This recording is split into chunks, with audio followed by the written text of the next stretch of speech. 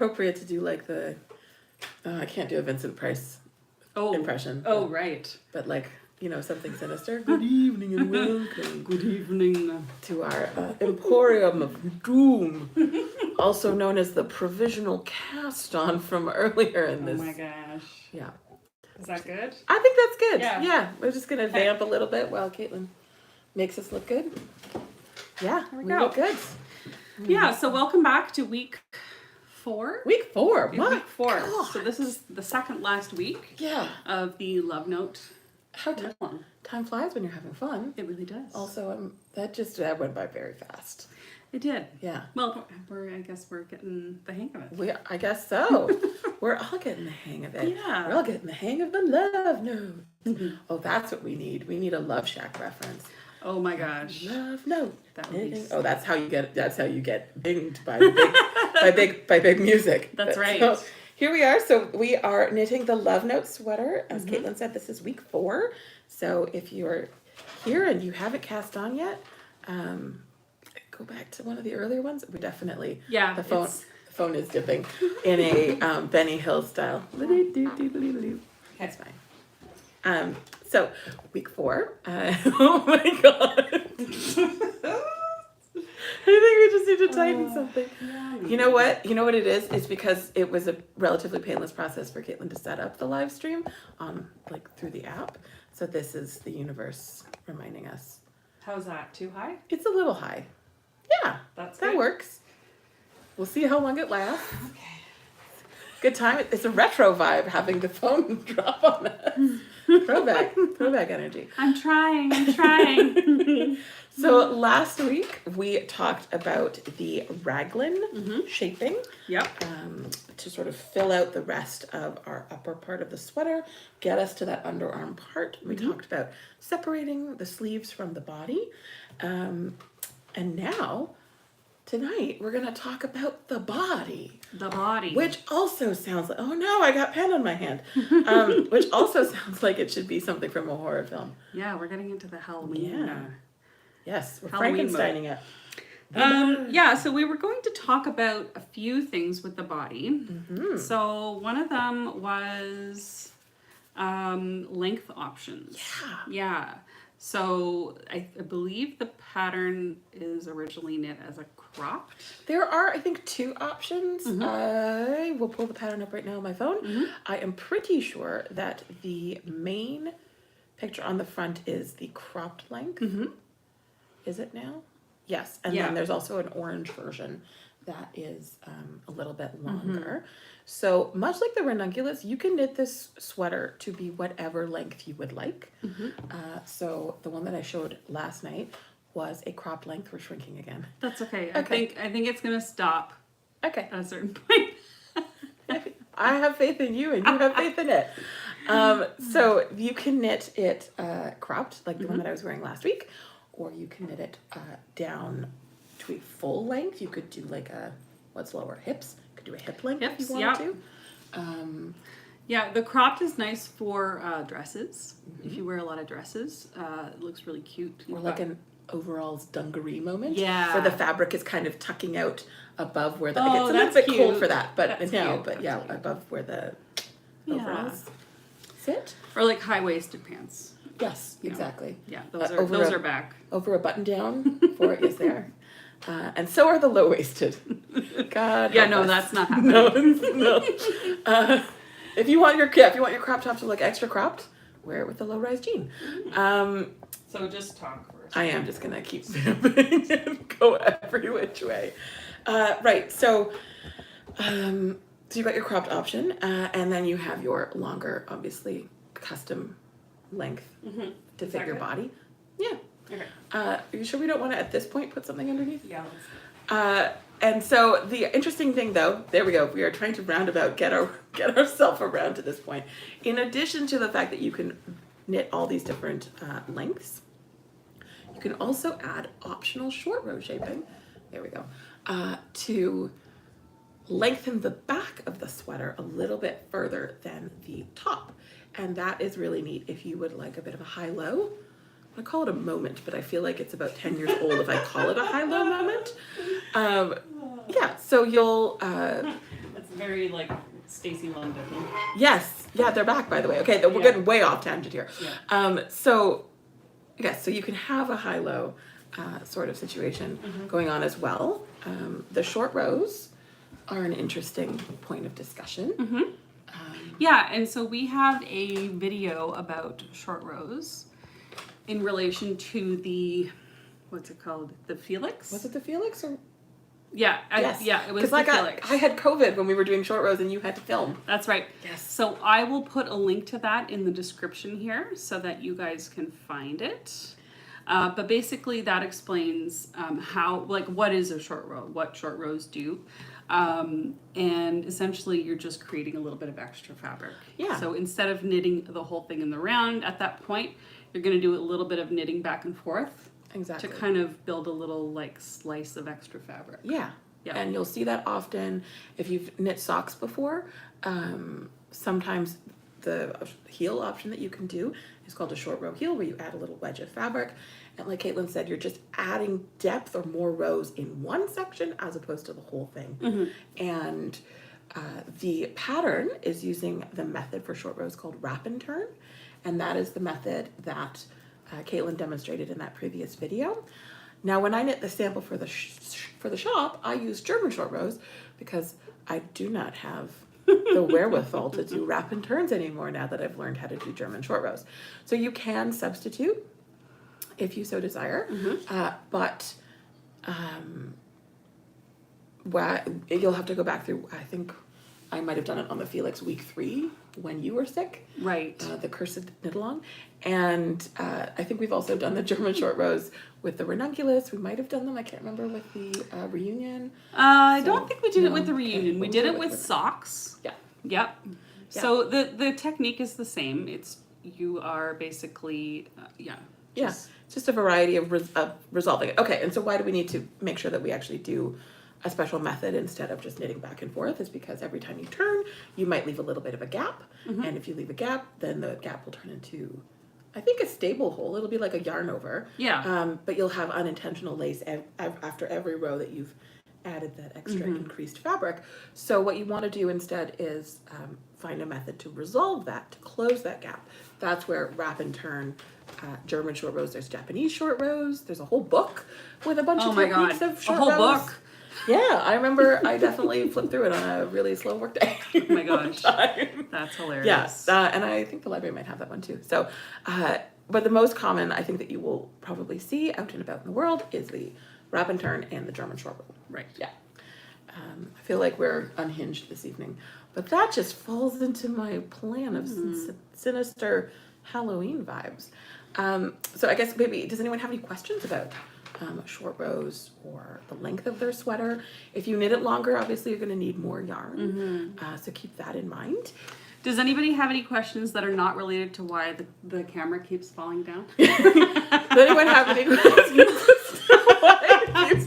We need do you have like a deck of cards? I do. At this point, I should inform you all that there is a stack of 2 things and we're about to add a third thing. We're about to add a spice jar. Yeah. Oh my god, that totally works. Okay. That totally works. Third time's a charm. It looks ridiculous. Maybe Caitlin will bless you with a shot in the stories after we close. Or I'll have to take it and send it to you. It's a little tilty, fine. but that's fine. But you're looking at our faces now, which is great. I guess the other thing we want to talk about the body. So obviously customize the length. You can throw in some short rows, lengthen that back. You could also alter the number of stitches to do some waist shaping, which is not accounted for in this pattern. Like they don't have instructions for it, but it is something I think that the designers have used previously for like their own personal sweaters. And so waist shaping is something that we explored again in our Felix knit along, like week 4 or week 5, probably week 4. Yeah, probably week 4. And the concept is basically to not a whole lot, but like do maybe 3 or 4 decrease rounds coming in at where your point of your waist, which would be the narrowest point of your body. So doing those, spread them out by like an inch of fabric. Okay. So it slowly start to taper in. You don't need much. You just need a hint. And then you let them you do those increases back out again, and it gives just a little bit of a Okay. narrowing around the waist. And where would you, so you would do that at the point where the waist is? Yes. So you would measure where your waist is? Yes. Like how far down? Yeah. And then do a few there? Yeah, and I would totally advocate for like trying your sweater on as you go. Yeah. And so you can start to see as you're knitting past the underarm, oh, I'm like 2 inches away. I might do like a decrease round, knit an inch, a decrease round, knit an inch, a decrease round, and then in reverse. Okay. Yeah. And that is if you want to have almost like some slight darts. Yeah, exactly. In It's a traditionally, I think it's often thought of as like a more feminine shape. I really like tin can knits because they give you a more unisex fit. Yeah, exactly. That you can then pivot and knit for any member of your family. And so when you're choosing where to put these decreases, traditionally people will often put them along the side. So, sorry. So you'll put like one, so you obviously measure the side pieces of your, I guess from the middle of your underarm, and then do like one stitch on either end with your decreases. But I have actually had really great success with doing a different style, which is to put them at 25% of the way across the front of the body and 75%, and the same thing on the back. Okay, so almost like your it's almost like an A-line. If you think about like an A-line skirt, the seams are coming in the front. But almost doing them at the same points as your raglans would be. Yes! Like if you think about them that is in totally, that way. Yes, absolutely. Yeah. And I guess I should clarify, we're talking about doing waist shaping if you're doing a longer version. Yes. Not the cropped, because the cropped would typically end at your waist, right? Or like slightly below your waist. So if you're doing like a longer version. Yes, exactly. So like I have a bunch of crop sweaters that I've never done waist shaping for. But when I was knitting my Felixes, I've got them, they're down to like where my hips are, and so that's when I put waist shaping in. Okay. And in my case, I think I said this in the knit along, I tend to like a 0 to negative ease on the top. So instead of going in and then out, I just went out because I was really fitted, and then I just went out a little bit. Yeah. Okay, so Tanya says, have not looked at the pattern further, just knitted about 1 inch after separating the sleeves, but if I do the crop version, can I taper in at the end rather than having it very loose at the hem? So Interesting. Yes. Short answer is yes. You can do anything your heart You could do anything you want. desires. Well, within the limits of physics. So a little bit of cinching in is going to happen when you do your ribbing at the bottom, right? So Is it twisted rib? I twisted the rib, but is the pattern say twisted rib? I don't know. I'm gonna look at it right now. I have my own ribbing that I do. So yeah, you're right. The ribbing will kind of cinch it in a little bit. The other thing would, I guess, depend on how closely fit the garment is. Now, I'm pretty sure I've seen very fashionable people wear sweaters that kind of taper in a little bit at the bottom. Totally. But yeah, I guess, I mean, you can really build it however you want. What I would probably do if I wanted to have a sweater that, so yeah, I guess it depends on how dramatic you want it to be, right? Like I've seen those sweaters where it's quite a bit closer at the bottom, almost like a 50s style blouse. Oh yeah. Like that, you could do that if you wanted, like totally do that. And what I would do is probably a lot of decreases before you do your ribbing, because I've done that with sleeves. Like sharply. Yeah. So it almost like. So I've done it with sleeves where you, I knit the sleeve without any decreases here. So just to get a blousey sleeve. So you go like that straight, and then you do a bunch of decreases, and then you would do your ribbing or your bracelet line, your what's it called, I-cord bind off, and it kind of would be like a blouse. Yeah. So you could do that with your waist, with your ribbing.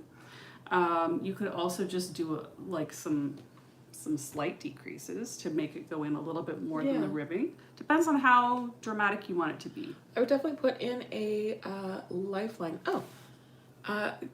So I guess I don't want to, okay, yeah, don't want to hide my tiny waist. If it's very loose, the narrowest part of my body. Well, if it is loose, then it will, I mean, it's not going to disguise that part of your body. If it's cropped. Yeah. So. Yeah, I would maybe like, you know, draw out some options. If I was doing it, I would probably like draw out some options of what looks I'm going for, and then kind of troubleshoot to figure out, you know, what you might want to do for that.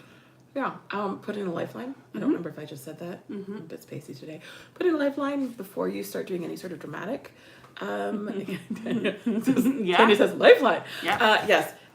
Before you start doing anything dramatic, so that it is easier for you to rip back if you don't like the look of it. Yeah, my only concern would be that it would look like you scrambled at the last second and like fundamentally changed the shape of the piece. But I think go for it. It's on a 6mm. Yeah. Knit some inches, figure out whether it looks okay, and if it doesn't, it's totally fine, and nobody judges you for having to rip back. Yeah. It's actually a very exciting and liberating part of becoming like a sweater knitter, is realizing like, okay, I'm not quite happy with this, and problem solving, and then fixing it, and then having something that you're really excited to wear. Yeah. I'm a big fan of try it. See what happens. Yes. Yeah. And then send us pictures so that we know what it looks like. Yeah. but if you want to kind of, you know, draw out some options, we can kind of, next time you're in the shop, we can look at it and give you some advice on specifically what you're trying to achieve. But yeah. Find a Pinterest picture. Yep. I was on Pinterest earlier today trying to figure out my aesthetic.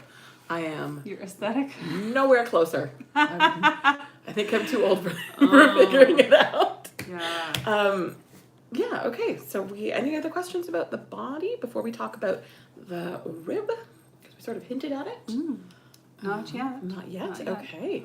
So maybe we will talk a bit about the rib. I have a note that I wrote down that I'm quite pleased about because I totally forgot that this was a consideration until just now.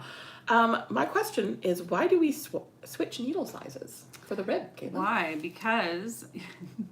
Because when you are doing, this is like a test. So, sorry. I know you know the answer. I know the answer. It's just how to word it. So when you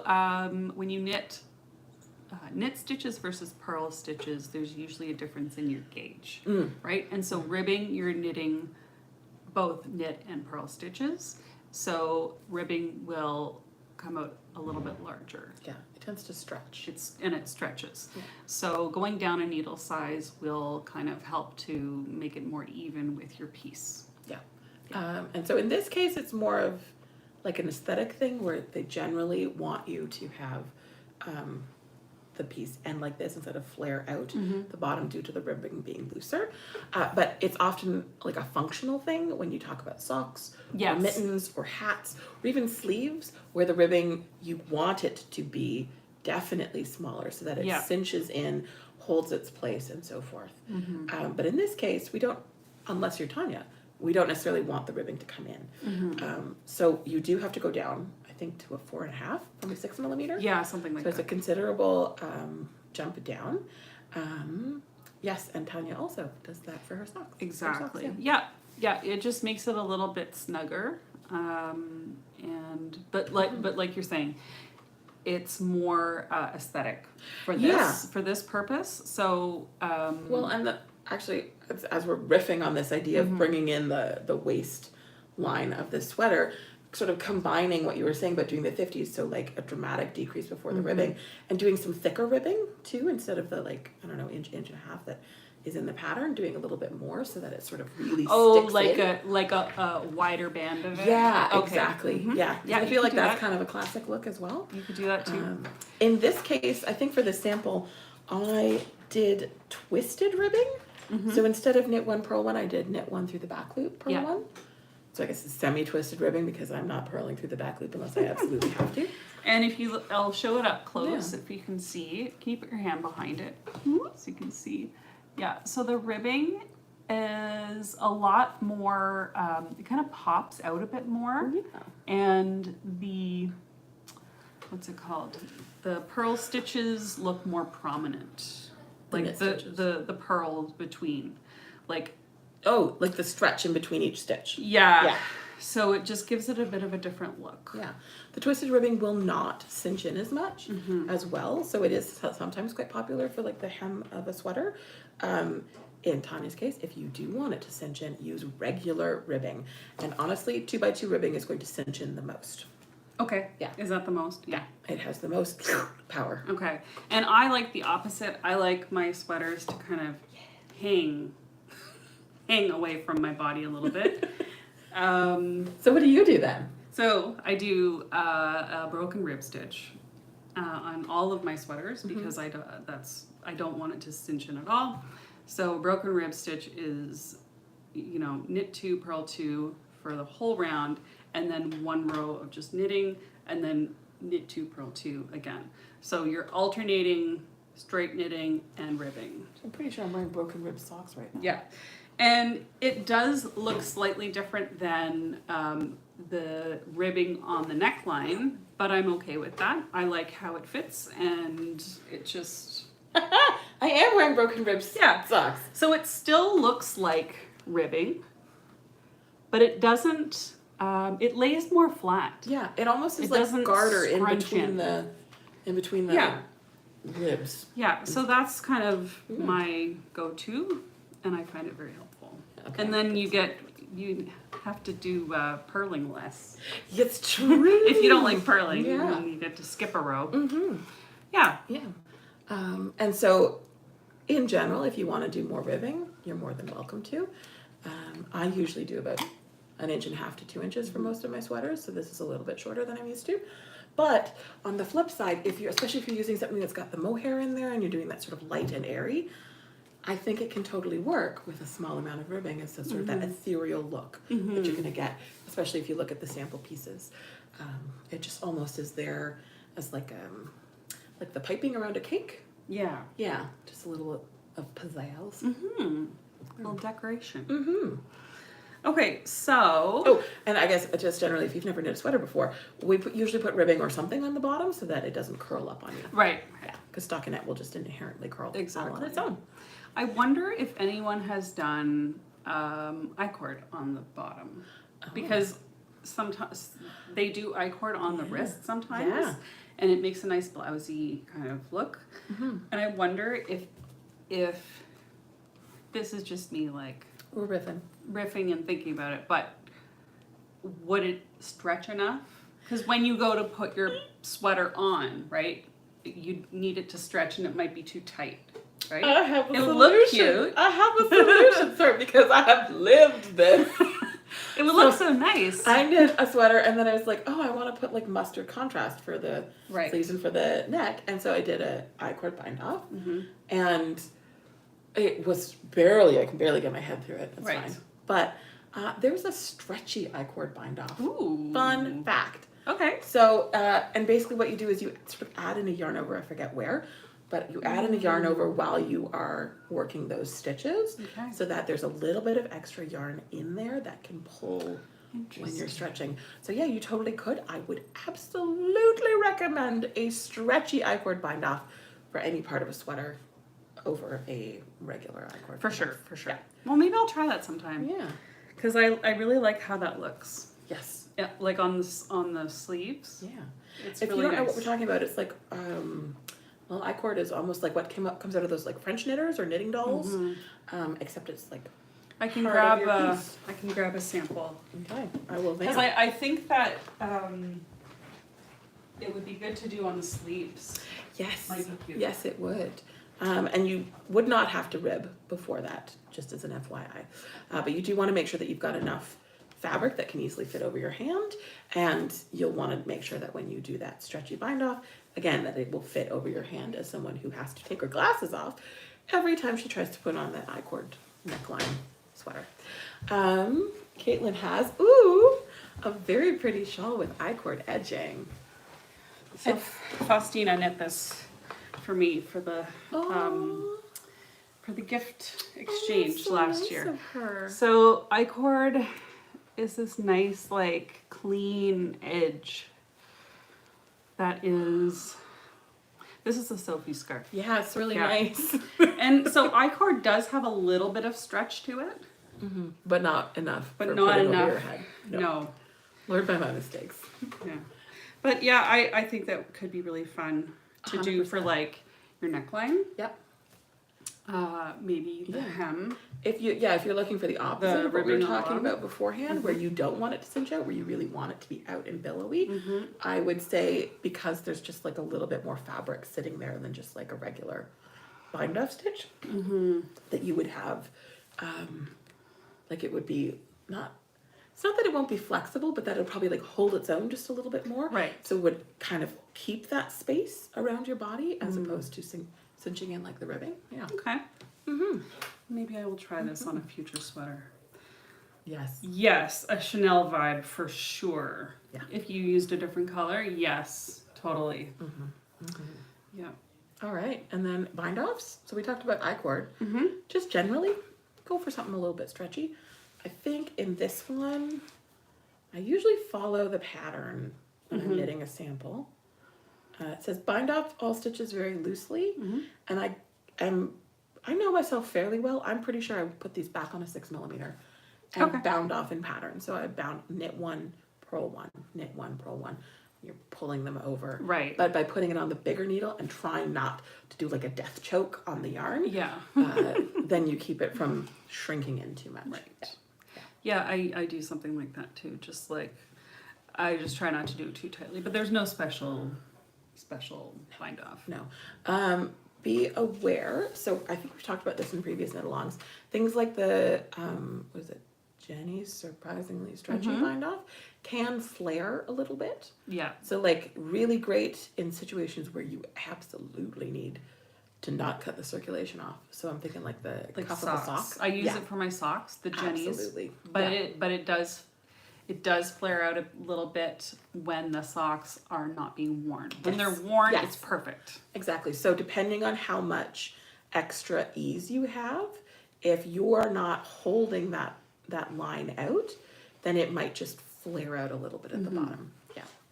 But you don't want to do it too tightly, because then again you're just gonna struggle to get it over your body. All right. Which is disappointing when you get to that point. Oh, I know, right? Yeah. Okay. And I think we had one more thing that we were going to talk about this evening. So we're going to sneak this in at the end here. We're going to talk about picking up the sleeves. Yes. Because you may have gotten to the point where you're just going to knit the body straight, and then your next step will be picking up for the sleeves. And we have a video that I will post tonight or tomorrow morning. Yeah. Yeah, and that is going to show you how you would pick your sleeves back up. Yeah. And this is the same for most top-down sweaters. Conveniently, here, let's shame Emily. She hasn't really knit very much on her sweater. But we can use it to demonstrate what part. Yeah. So all those stitches that you would have bound off, I've got all my live sleeve stitches here on scrap yarn. And here are the ones that I bound off. For your armpit. You armpit, cast on for your armpit. Sorry, that I cast on for my armpit. Thank you, Caitlin. And so essentially what you're going to do is put these all onto a needle and pick up and knit some stitches under here so that you can then knit a sleeve. Yeah. And then a second sleeve. So exciting. Yeah. Yeah. So that video will be soon. Yes. Was there anything else you wanted to add to that? I'm actually going to quickly scan through the pattern to see what they recommend, whether they do neckline last, which is actually where I was going to lean. So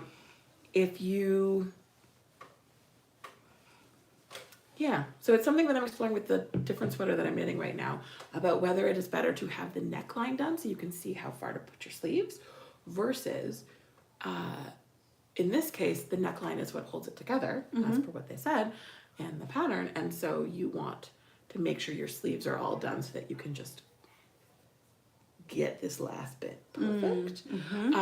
But I guess this particular sweater does call for like a 3/4 length. You may customize, we'll talk about that next week. But yeah, they ask you to do the sleeves first.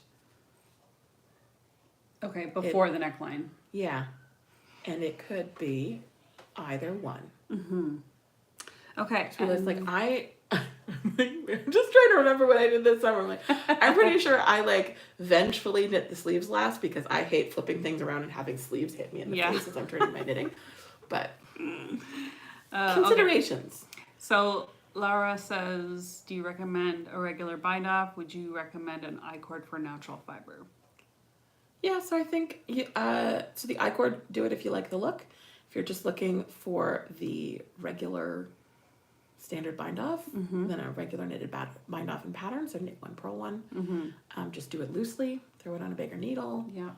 Don't do it like subconsciously. Like I try to not be like sucked into a TV show when I'm binding off loosely because I will just default to fairly tight tension. Yeah.